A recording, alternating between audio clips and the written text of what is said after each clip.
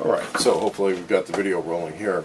Talking about a few issues that are coming up in recent political discussion. We're reaching into a lame duck presidential administration and certain aspects of Congress that you're kind of in hopscotching presidential administrations. But the thing is we definitely have a Democratic bloc which is solidly in control of much of the government right now.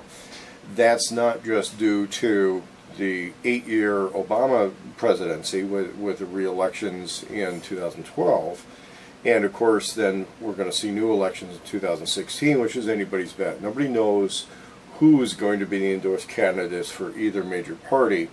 Even the minor parties don't necessarily have that picked out, and it could be anybody's race at that stage. What that means is that there's a lot of populists, a lot of small party people that could possibly create coalitions which would really cause major changes in the way government currently works. Now, whether that becomes constitutionalist or anti-constitutionalist, we don't know, and we can only speculate on that. What we do know is that things will probably change relatively abruptly in 2016. We're going to have a series of elections at that stage. There's going to be a lot going on. It's anybody's bet who's going to be the major players in that election. What we do know is Obama's probably not going to be a major player. He will endorse somebody. Biden is probably not going to run for the presidency. Hillary Clinton may run. She's going to be campaigning, but we don't know if she's going to be the anointed person for that. What we do know is that there's currently a big shakeup happening in the Democratic Party. A lot of the statists, a lot of the permanent federal people are going to be very cautious about the coming year, and a lot of them are going to behave in such a manner that they're looking at the situation like their state control, the statist control, may be coming to an abrupt end in 2016 or 2017 when a new president comes in, who may be forced by circumstances in the electorate to go with smaller government. And that's not just from the right-wing side, it's also from the left-wing side, because both the right and the left of political activism at the grassroots level are really asking for a libertarian bent. Now, what happens is there's been this long-term constituency since the 80s of enforcement agencies running a lot of politics or asking for new laws. We've had INS, we've had the BATF, the FBI asking for new surveillance laws. Much of the Patriot Act that was passed in 2001 in the wake of the 9/11 attacks was previously written as parts of the Omnibus Crime and Terrorism Bill of 1995, or 94, 95. It was passed in 95 after it was gutted. Parts of that had been passed in 94, which I believe included the assault weapon ban and some other things. A lot of that was written at that stage, and if you look in, I wouldn't say pre-internet, but early internet discussions, a lot of this was coming up. We had the Clipper chip controversy, which was the government wanted some sort of hardware thing built into most electronic devices to allow for surveillance. That's what gets us into, those demands all go back to the early 90s. I personally remember bank account monitoring, computerized bank account monitoring and control happening within the military in 1989. There was a situation when I was in the Marine Corps where one of the things that was done when somebody was placed under base restriction was they would put a watch on their bank account to see if they're going to make any large withdrawals and leave the base.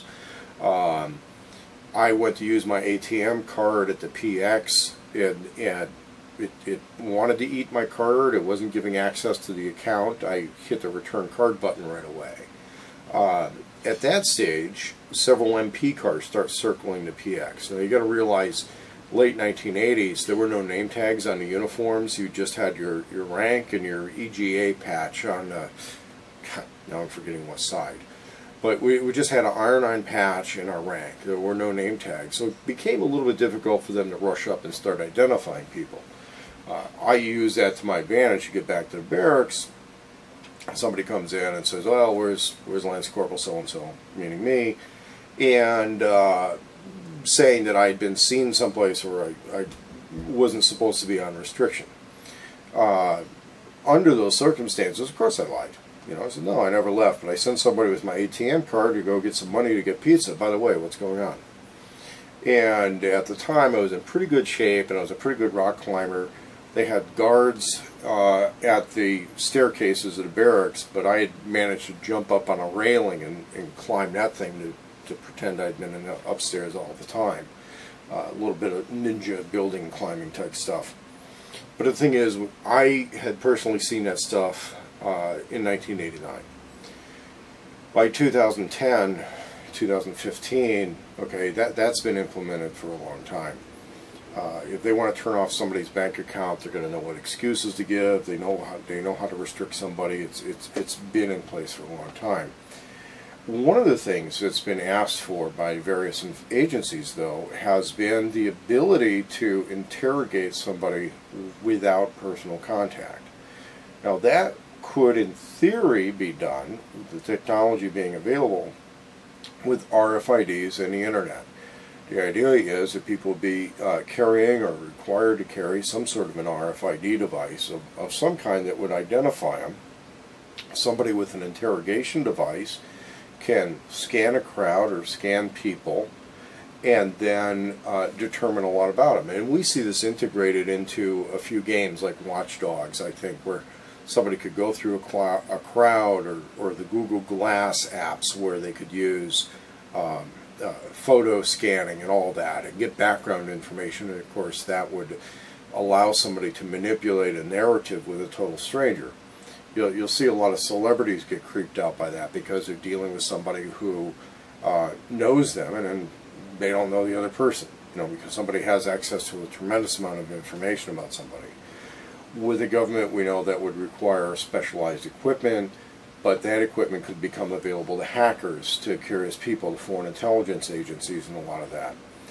One of the types of ID that has been in use with the United States for a very long time and has been specifically engineered to be hostile intelligence gathering resistant. It is spy resistant. And I'm not saying that from a speculative view, but U.S. passports were specifically designed to be resistant to usage by hostile intelligence, okay? And that's not just some CIA guy or State Department guy traveling overseas. Any American citizen who's traveling overseas can become the target of a hostile intelligence agency or a hostile organization that is looking to, for example, kidnap or extort this person.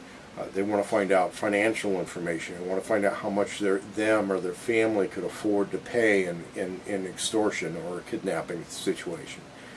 And that situation has become much worse as information brokering becomes very internet, very international, and there's a higher priority base on securing the identity of travelers overseas. The other thing, of course, people want more convenience, but when we talk about banking, there's a lot of advice that's been given to regular U.S. military people. Okay, some of that advice, it's done in briefings. Okay, you go, if you're in the military, you go to a personal threat security class. I mean, PFCs, E2s, E3s do this. Okay, they send family members to this. What information should you give in a foreign place, like, for example, when checking into a hotel room? How much credit information should you be giving them? What should you give if you're stopped? Here's some things to understand that I've kind of lifted from some of those briefings. And again, this isn't top secret stuff. One, your driver's license is a license to drive. So if it's not driving related, keep it in your wallet. Okay? Now, sometimes, I go to bars sometimes, and in this state, they want to scan your driver's license at the bar. You got the choice to walk out. Okay, I'm obviously over 21 years old. I'm obviously eligible to drink. Now, there's a few strip clubs that have been insistent on scanning driver's licenses when you go in. You know, I've worked with some friends of mine, or and a former friend, that said, hey, why don't we expose this, because I think some of these people are involved in identity theft. I think they're scanning the information, they're involved in identity theft. Other aspects of it is that you also have a choice not to walk into that club.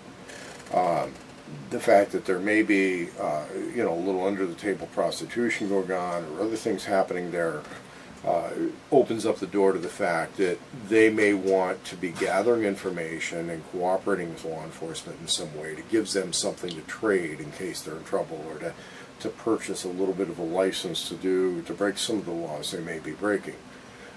A lot of that aspect, which was told to be by a nightclub bouncer who wants to remain anonymous, is that Portland Police Bureau has gone to the owners of some of these clubs and said, listen, if you'll scan driver's licenses of people coming in, we can discreetly do a warrant check and find out if this place is being used as a hangout for criminals, and if we can arrest somebody who has an outstanding warrant, we'll be discreet about it, but you'll get a reward.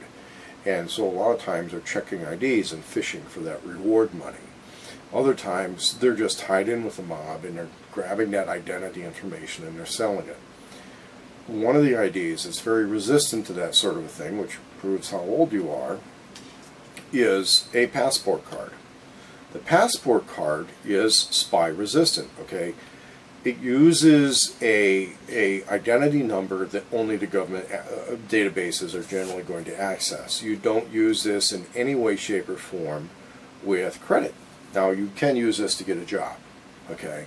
When you need to provide sources of ID to get a job, you can use that. Same with a Social Security card, which obviously have been, Social Security cards are dirt simple, they're copied all over the place, and they are, Social Security numbers have become very exploited by thieves. When I was in the Army National Guard here in Portland, I'm sorry, not in Portland, but in Oregon, and I was actually in a unit in the South Coast area. We used to have there was a poster on the doors of the weapons vaults which had the name, rank, and Social Security number of everybody who was authorized in the security clearance. It was actually a name, rank, security clearance, Social Security number of everybody who was authorized to be accessed to that vault. And it was in a little pasted thing right on the door. Now, a lot of times they're allowing those armories to be used by other organizations for other purposes, and I try to explain to the commanding officer that by giving out the higher ranking, I mean, they had generals and lieutenant colonels, name, rank, Social Security number, you know, security clearance, they're all pretty well assumed to be secret or top secret, right there on a poster, giving that information away. Sometimes I tore that down, I put a note in there for the commander, I'd put it in his mailbox. I said, you can't be posting this stuff. You're committing a serious violation of this guy's personal security by doing it. And of course, they would label me as a threat for bringing it up or disrespectful. The reality is I want to be able to help my viewers out, and hopefully you take some of my advice more seriously than the Army did. But in that aspect, we know that there's going to be a more enhanced spy infrastructure. You got to get the right IDs to function in society, but the other thing that happens is there are ways to harden your wallet. There are ways to make it where it's difficult or impossible to scan from a distance. One of the things that I noticed in using RFID key cards is if I have two cards next to each other in my wallet, they only work at very short distances. The two signals confuse each other. If you have other RFID devices that are close together, they confuse each other and they give different readings. You can make it difficult for that stuff to function in a way that maybe bad people intended it to function, but you can still have it on you. By showing your passport as opposed to a driver's license in different circumstances, you're not giving away your credit information. It never ties to your passport. The State Department engineered them that way. They engineered passports to only be accessible through some fairly restricted means, and hostile, you know, they were made to keep hostile intelligence agencies out. Now, common criminals or corrupt law enforcement or a corrupt nightclub or bar owner who's trying to access that information, there's a greatly reduced chance of them being able to use it. So that's the briefing for the day.